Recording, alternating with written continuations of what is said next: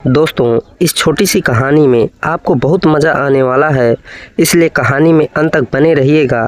आप हमारे चैनल पर नए हो तो चैनल को सब्सक्राइब करके वीडियो को एक लाइक कर दीजिए। चलिए कहानी शुरू करते हैं। कहानी हिमाचल प्रदेश के एक छोटे से पहाड़ी गांव तारापुर की है।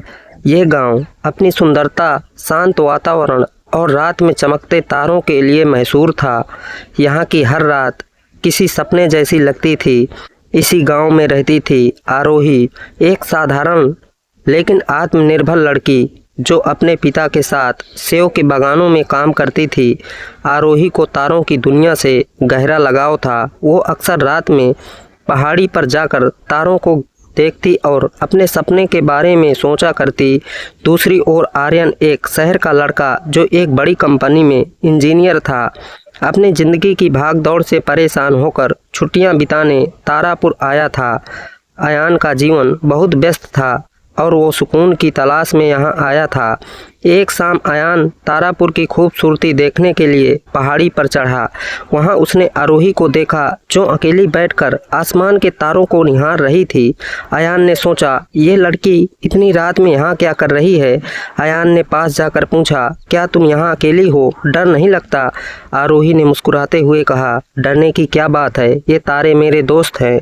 और तुम कौन हो। अयान ने अपना परिचय दिया। दोनों ने थोड़ी बातचीत की और अयान को लगा कि आरोही से कुछ खास है। उसकी सादगी और तारों के प्रति दीवानगी ने अयान को प्रभावित किया। अयान और आरोही की मुलाकातें बढ़ने लगी। अयान को गांव का सुकून और आरोही की बातें भाने लगी। आरोही ने अयान को अपने गांव की खूबसूरती, पहाड़ों की कहानियां और अपनी छोटी छोटी खुशियों के बारे में बताया। एक दिन अयान ने पूछा, तुम्हें शहर जाने का मन नहीं करता, वहां तुम्हारे सपनों को उड़ान मिलेगी। आरोही ने कहा, शहर की चकाचौंध में सुकून नहीं है, यहाँ की छोटी छोटी चीज़ें ही मेरी खुशी हैं।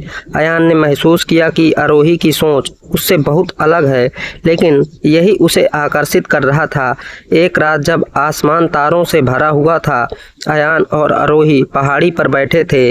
अयान ने कहा, आरोही, तुम्हें पता है तुम्हारे साथ समय बिताकर मुझे लगता है कि मैं पहली बार जिंदगी को जी रहा हूँ। शायद मैं तुमसे प्यार करने लगा हूँ। आरोही ने थोड़ी देर चुप रहकर कहा, अयान, हमारा रिश्ता आसान नहीं होगा। तुम्हारा जीवन शहर में है और मेरा यहाँ। मैं तुम्हें बांध कर नहीं रखना चाहती। अयान ने कहा, प्यार में कोई सीमा नहीं होती। मैं तुम्हारे साथ रहना चाहता हूँ, चाहे इसके लिए मुझे अपनी जिंदगी बदलनी पड़े।